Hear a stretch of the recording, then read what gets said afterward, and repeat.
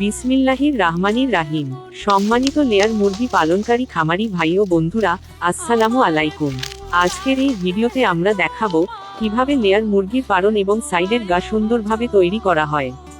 যারা নতুন খামার করছেন বা ঘর বানাতে চান, এই ভিডিওটি তাদের জন্য খুবই উপকারী। প্রথমেই জায়গাটা ভালোভাবে পরিষ্কার করে নেওয়া হয়। তারপর মাপ অনুযায়ী মার্কিং করা হয়, কোথায় পালন হবে, কোথায় খাঁচা বসবে, আর পাশের গা বা সাইড ওয়াল কত উঁচু হবে। ঠিক মাপ না হলে পরে সমস্যা হয়, তাই এই অংশটা খুব গুরুত্বপূর্ণ।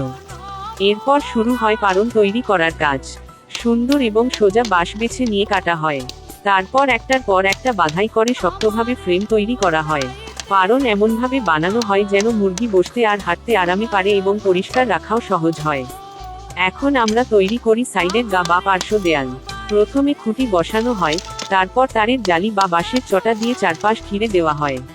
এই গা এমনভাবে তৈরি করা হয় যেন বাতাস চলাচল সহজ হয়, আবার শিয়াল, কুকুর বা অন্য প্রাণী ভিতরে ঢুকতে না পারে।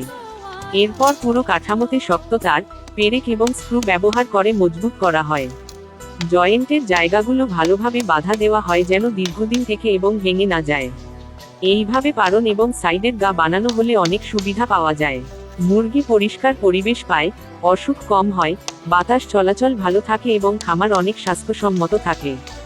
আশা করি ভিডিওটি দেখে আপনারা বুঝতে পেরেছেন কিভাবে লেয়ার মুরগির পালন এবং ঘরের সাইডের গা সঠিকভাবে তৈরি করা হয়।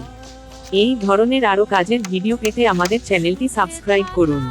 ভিডিওটি ভালো লাগলে লাইক ও শেয়ার করবেন, যাতে অন্য খামারি ভাইরাও উপকৃত হন। আল্লাহ হাফেজ।